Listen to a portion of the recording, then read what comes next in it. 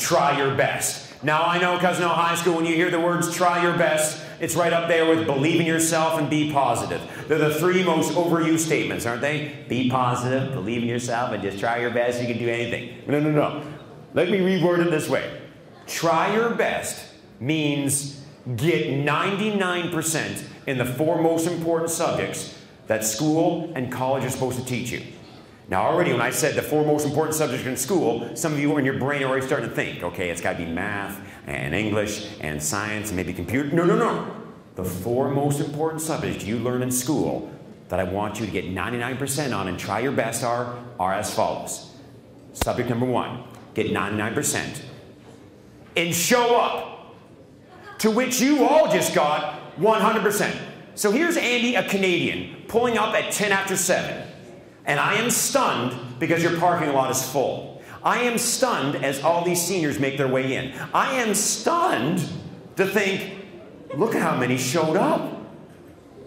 And your school, look at me folks, starts an hour and 20 minutes before mine. Because in high school, my school started at 10 to 9. I am so impressed that you showed up. But without sarcasm or bitterness, can you look at me for a second? If you know somebody who didn't show up to this breakfast because this is the start of the Memorial Day weekend and they decided to have a super long weekend, can you give them a little advice or insight from Andy without sarcasm or bitterness? Because look at me, folks. I'm paid whether your friends are here or not. So they didn't hurt me.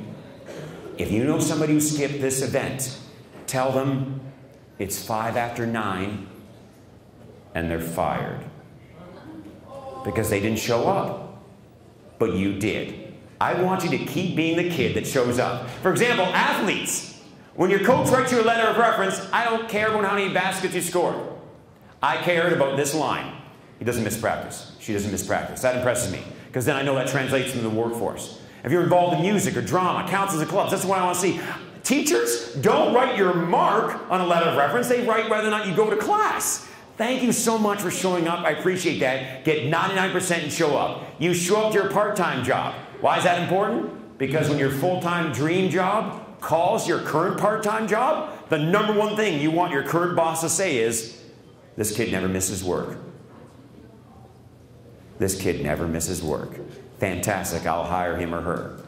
Get 99% and show up. Get 99% and be on time. Again, look at me. I'm a crazy Canadian. I walk in, I see Mrs. Ambassadors, and I go, holy cow, this room is full.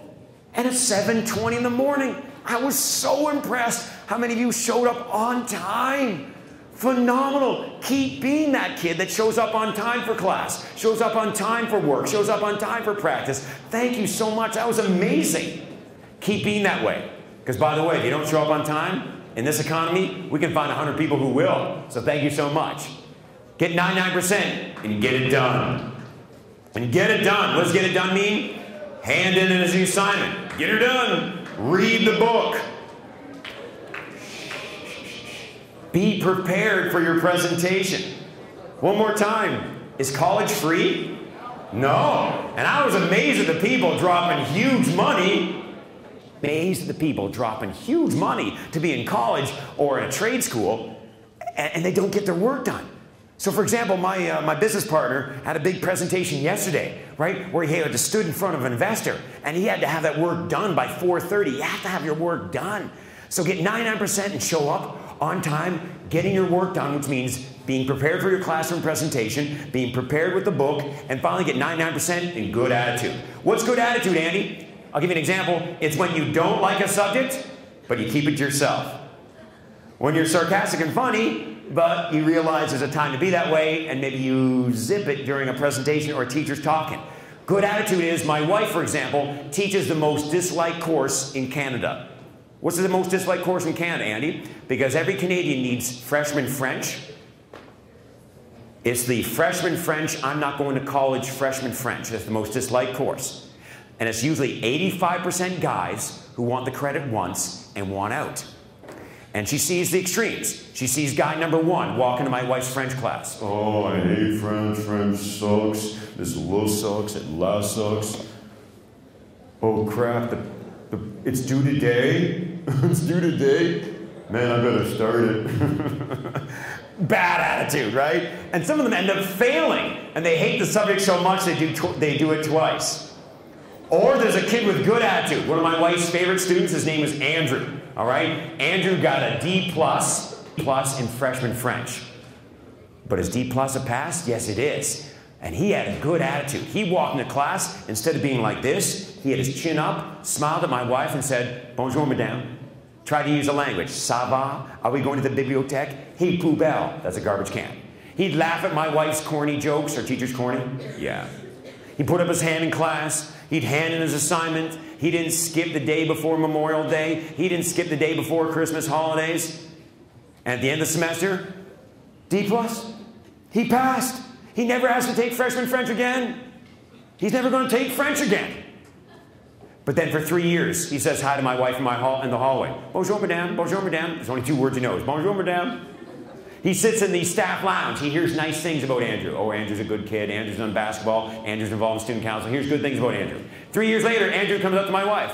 "Madame, I'm applying for electrical trade school at Conestoga College. I need 3 letters of reference. I know I only had you for 1 semester, but your French class was actually one of my favorites. I know I didn't get good marks, but I really did like it. I was surprised I passed, but you helped me pass. So I'm wondering, can you write me a letter of reference?"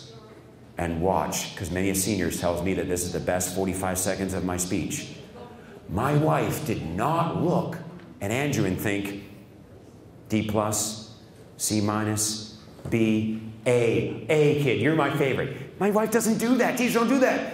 She looked at Andrew and said, did he show up for class? Yes, he never missed 99%. Was he on time? Yeah, he was always on time, just like you were on time today. Thank you very much. Did he get his work done? He did. He got his work done. All of his assignments were handed in. Good attitude? Great attitude. Behind his back, people said nice things. That kid always said hi to me in the hallway. My wife wrote him a letter of reference. Why? Because he's not going to be a French teacher, but he'll make one great electrician. And oh, by the way, if you're an electrician in the current economy, you're still working. Andy, how many people you know under the age of 25 own their own house? 2. And they're both plumbers. They're both plumbers. Folks, make sure you keep the kid that tries your best. Show up on time, get your work done with a good attitude. And